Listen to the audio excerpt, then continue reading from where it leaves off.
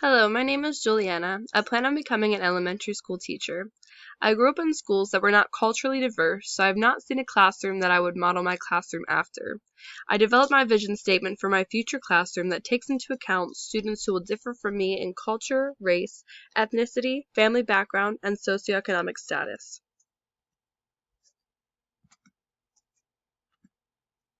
My learners may be elementary school children from different cultural, ethnic, and socioeconomic backgrounds. I may have some that are on, above, or below grade level with all different interests in learning. I plan on following the footsteps of the author of Black Ants and Buddhists. She tried to relate to all of her students' different cultural backgrounds and make them feel included. My hidden curriculum may be something that I teach that is unintentional, but I'm hoping that I have a positive hidden curriculum that will teach about cultural acceptance and inclusion. I expect that all of my future students will put in their best effort and will not give up on something just because they believe that they will fail. In the American Schools Are Training Kids for a World That Doesn't Exist article, it says that we learn and then we do. But I would like to create a hands-on learning classroom culture where we learn by doing. By doing this, I want to develop critical thinkers who can solve problems instead of giving memorized answers. In A Subtractive Education, the author talks about rather than students learning how to use a compass or a protractor, they emphasize learning how to be kind and compassionate to all people. Most of us are not going to use a protractor in our everyday lives, but we can always use more kindness.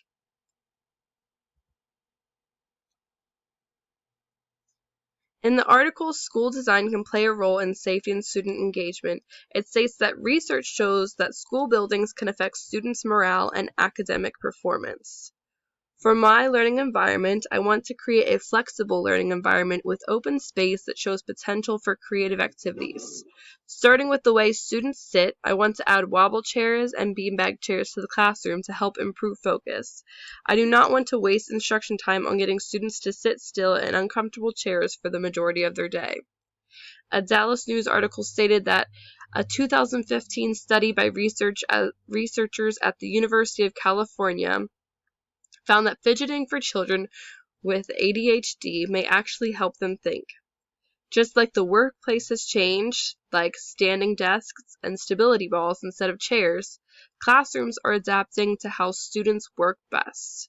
So I want my learning environments to reflect the culture of society now. We have changed our workplace to best suit our needs, but we haven't changed our classrooms.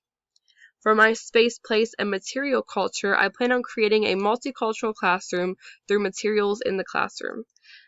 My materials will not just represent the cultural norms like they often do.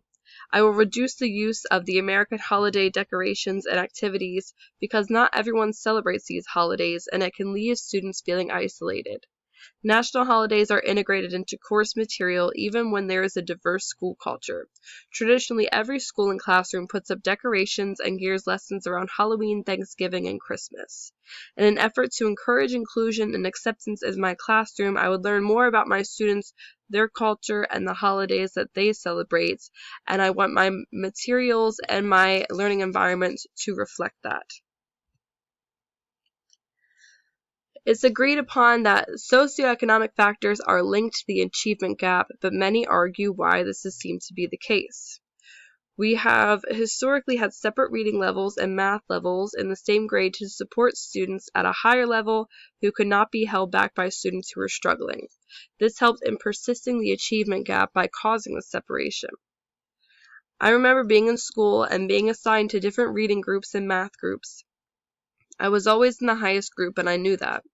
The students in the lower groups knew that they were not on the same reading level and that I was doing more difficult work.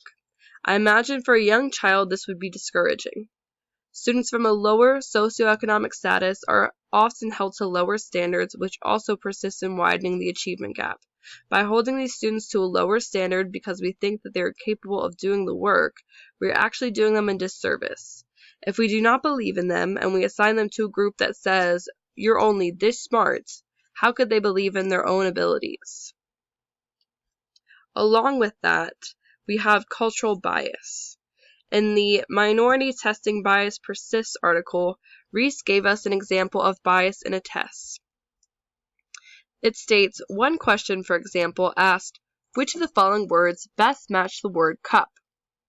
Wall, saucer, table, or window? Michael's friend Eddie, presumably an African American, chose table because in his house, Michael said, there are no saucers to put under the cups. He would have gotten that question wrong, not because he misunderstood how to make the connections, but because the correct connection did not apply to him or his family. Achievement tests do not take into account other cultures. These test results can make students from other cultures seem like they have lower IQs when the real reason is the bias from these tests. We also have biases and stereotypes about which cultures achieve more. For example, Asian Americans are usually supposed to be gifted students, and so are treated as such and are held to higher standards. Culture can behave as a disability. The deprivation approach says that you need to have the right kind of culture to fit in, and having the wrong culture means that you will fail. An example of this is that students need to be able to speak English and read English to succeed in schools in America. If they cannot, they must learn English or they will fail. They could be extremely intelligent, but it does not matter because they have the wrong culture. In the case of a deaf community, everyone is almost equally abled.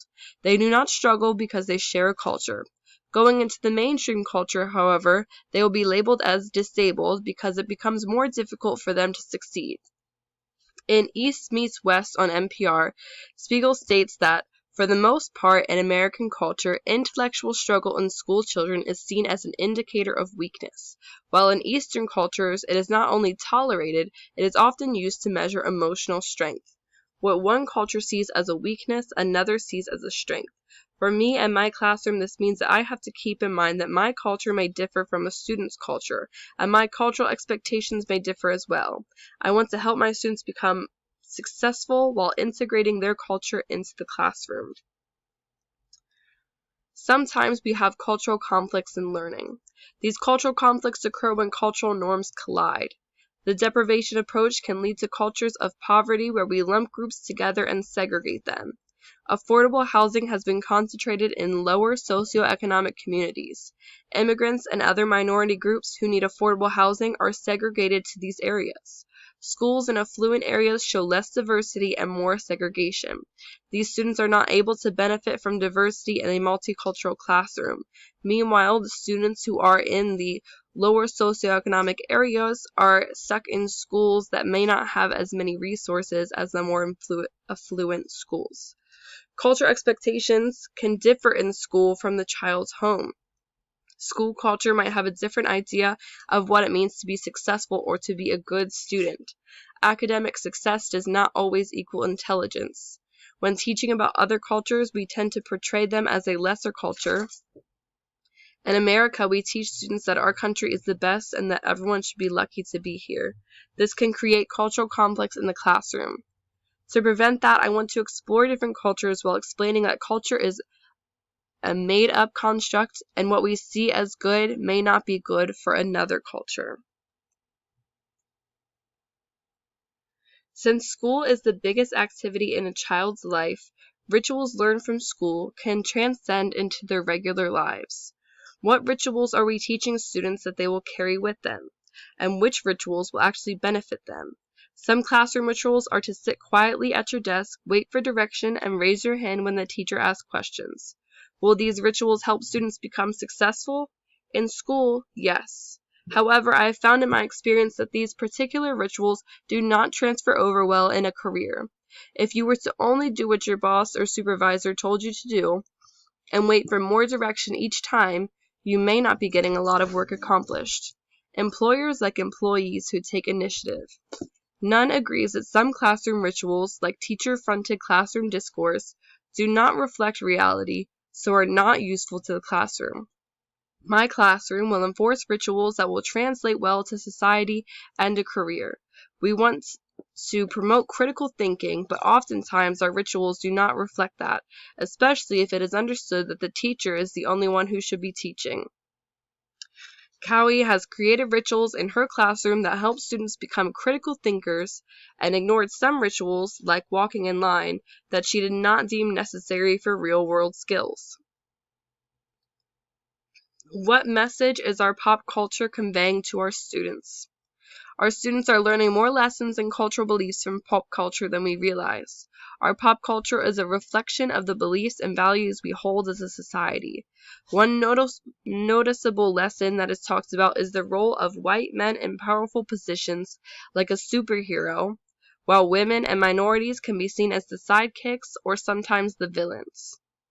We may see it as a studio unwilling to explore diversity in their movies, while our children may learn a deeper lesson from it.